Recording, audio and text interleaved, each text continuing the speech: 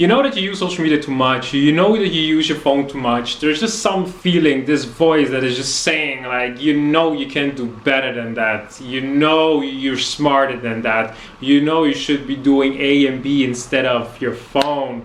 You know all that. Even if you are negative, even if you try to justify this feeling that you have by escaping it, by going online and by hating on others or by being negative, eventually you want to become a person who is happy, positive, who feels fulfilled, who is enlightened, enriched, who is happy. There's a reason why we kind of look up to superheroes when we watch movies, for example. It's because they're good. It's because they take care of others. They want to help others. They sometimes even sacrifice their own being, their own health for others. So you see, we look up to them because that's how we want to be as well. We want to be perceived as someone who helps others. We want to be perceived as someone who is helpful, who is strong, who's taking care of himself, herself, and also for other people, for the community, for the world, for friends, for family. That's who we want to be. We want to be living a meaningful life. We want to do something for the other person. But sometimes we just reject those wishes and desires by escaping from them, by telling ourselves it's not possible, by telling ourselves, no, it's meaningless, there's absolutely no point. They're lucky and I'm not. But that's not how you want to feel. You know that you want to lead a better life. You know that there is no point in hating others or in being negative. To escape the offline world by just going into the online world and just looking for negative people, just looking for negative things to think about or to say.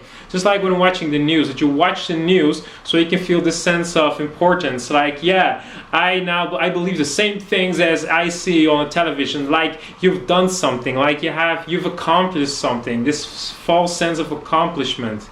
It's also the same when you just consume, not just YouTube or you consume the newsfeed. No, what about just books?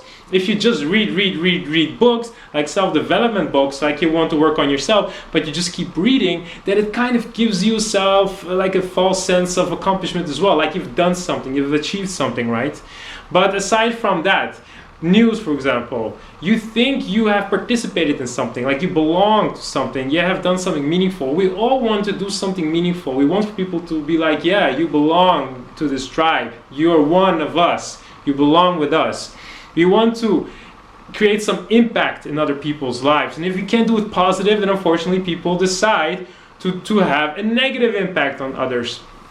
But that's not what you want, and deep down you know it. Deep down you know you should be doing something positive, something meaningful, and that's why introspection is the key. You need to be able to disconnect so you can reconnect with yourself, and when you reconnect with yourself, you're going to understand yourself better, you're going to place yourself in a better position, and then from that position you can effectively reconnect not just with others but also with internet or social media or which other platform you want to use online.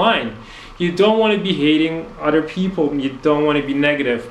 Deep down, you know you want to live a meaningful life, so own those feelings, deal with the problems. Don't escape those problems by going for instant gratification. Don't do it. There's always this quote by Wayne Dyer that always sticks here, that always enters my mind every single day. I always think about it. It goes like this. It says like, there's a deep place within us that wants to feel fulfilled. It wants to know that my life has made a difference. That I leave this place that I've been put on better than when I arrived. That someone's life has been profoundly touched because of my existence. And I truly believe we all have this feeling. Unfortunately, many of us try to just put that feeling away because it's too hard to face the pain, to face the suffering that we have to go through in order to become more vulnerable, to become more honest with ourselves. It's very tough and very challenging, but it has to be done. But deep down, you know you have to go through that journey, that you have to work through the pain, through the suffering, reveal everything that has happened to you, reveal all the reasons that you are the person who you are now. It's not going to be pretty, it's not going to be pleasant, but it has to be done. You gotta free yourself by tackling all the issues. So you're not going to escape life, but you're going to embrace it and enjoy the offline world and the online world, and then being the exact same person online and offline, where you are living your true values, your values that now are hidden. But those values, when they resurface, you will see that you're going to enjoy your life a lot more.